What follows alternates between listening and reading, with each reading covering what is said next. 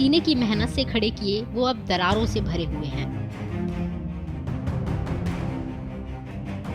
और घरों की इन्हीं दरारों ने इनमें रहने वाले लोगों को बड़ा फैसला लेने पर मजबूर कर दिया है।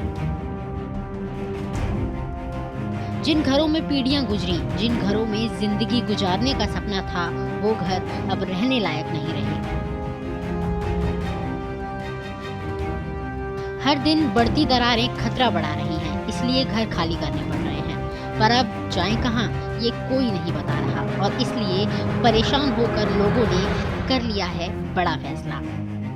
इलेक्शन का बहिष्कार है। खतरों, तकलीफों और सवालों से भरी ये तस्वीरें हैं चमोली जिले में आने वाले कर्णप्रयाग के बहुगुणा नगर की। यहाँ धरती फाड़ आपदा के निशान हर बदलते दिन के साथ गहरे होते जा रहे हैं। दरकती दीवारें, टूट रही सड़कें और फटती जमीनें चिंता बढ़ा रही हैं। लोग दहशत में हैं, लेकिन इनकी सुनने वाला कोई नहीं है। बेघर हो जाने का खतरा सिर पर मंडरा रहा है, इसलिए सियासतदानों के खिलाफ लोगों का आक्रोश भी खुलकर सामने आ रहा है।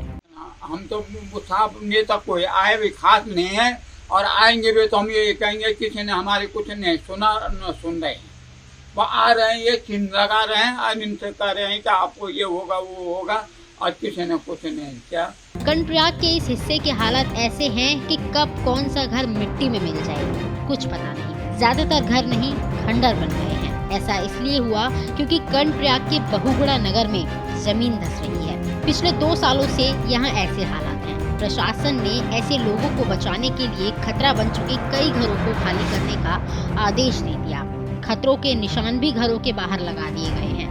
लोगों से कह दिया गया है कि फौरन घर छोड़ दें, पर आरोप है कि ये नहीं बताया गया कि घर छोड़ने के बाद जाएं कहां, रहना कहां है। 2 साल से मदद का ये इंतजार खत्म नहीं हो रहा है। माहौल अब चुनाव का है।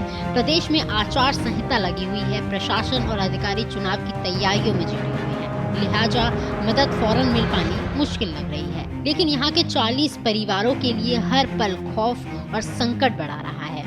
इसलिए इन्होंने फैसला कर लिया है कि जब मदद मिली ही नहीं और आगे कुछ पता नहीं है तो वोट भी क्यों डालना।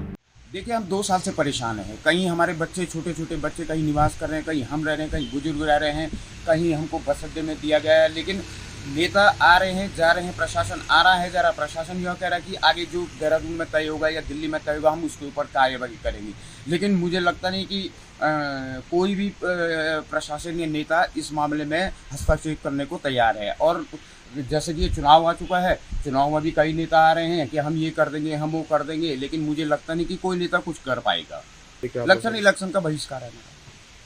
19 अप्रैल को उत्तराखंड की 5 लोकसभा सीटों पर मतदान होना है। बीजेपी से लेकर कांग्रेस और तमाम दलों के उम्मीदवारों और नेता धुआंधार प्रचार में जुटे हैं। विकास के बड़े बड़े वादे हो रहे हैं, पर कर्णप्रयाग की ये हकीकत भी आपके सामने है, जो सरकार और तमाम नेताओं से सवाल पूछ रही है।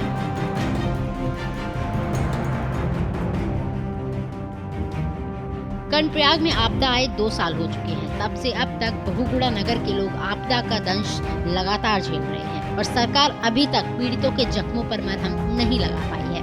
कर्णप्रयाग 4 धाम यात्रा का मुख्य केंद्र है, फिर भी यहाँ के आपदा प्रभावितों की सुध बीते 2 सालों से क्यों नहीं दी गई और इनके लिए अब तक कोई ठोस नीति क्यों नहीं बनी। ऐसे बहुत से सवाल हैं, लेकिन जवाब फिलहाल कोई नहीं दे पा रहा है। और बल्कि हमको यहाँ से निकाला, हमारी गांठ का जो कुछ पैसे हम एडवांस कराया गया।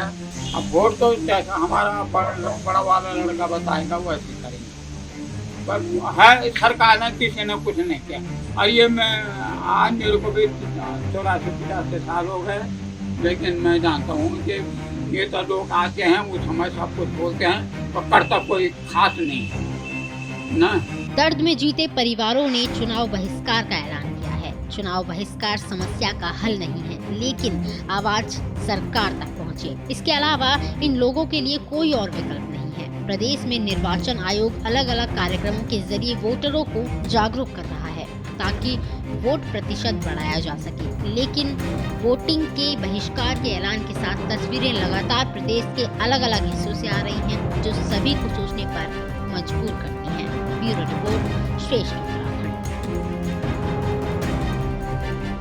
श्रेष्ठ उत्तराखंड पर खबरों से जुड़े रहने के लिए चैनल को सब्सक्राइब करें, बेल आइकन दबाएं और देखते रहें श्रेष्ठ उत्तराखंड।